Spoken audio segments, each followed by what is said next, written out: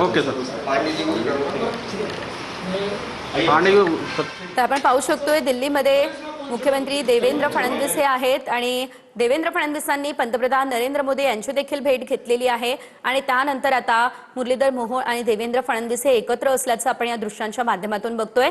मुख्यमंत्री फडणवीसांनी पंतप्रधान मोदींची भेट घेतली, विकास कामांच्या प्रश्नावरती ही भेट घेतली असल्याचं फडणवीसांनी स्वतः ट्विट करत सांगितलं आणि त्यानंतर आता मुरलीधर मोहोळ आणि मुख्यमंत्री देवेंद्र फडणवीस हे एकत्र असल्याचं आपण पाहतोय. फडणवीसांनी या संदर्भात काय ट्विट केलं होतं ते देखील आपण आपल्या टेलिव्हिजन स्क्रीनवरती बघूयात.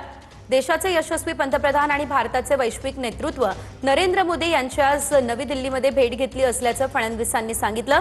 विविध विषयांवर सविस्तर चर्चा केली, महाराष्ट्रातील विविध विकास प्रकल्पांची सविस्तर माहिती त्यांना दिली असं देखील या दरम्यान फडणवीस बोलले. केंद्र सरकारसोबत समन्वयातून राबवल्या जात असलेल्या योजना आणि प्रकल्पांबाबत सहकार्य देखील मागितलं असंही फडणवीसांनी सांगितलेलं आहे.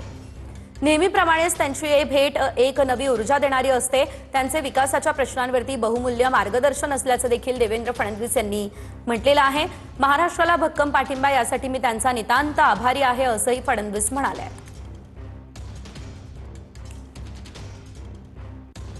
मुख्यमंत्री फडणवीस यांनी पंतप्रधान नरेंद्र मोदींची भेट घेतलेली आहे आणि त्यानंतर आता मुरलीधर मोहोळ यांच्यासोबत मुख्यमंत्री देवेंद्र फडणवीस यांना आपण दिल्लीमध्ये बघू शकतोय.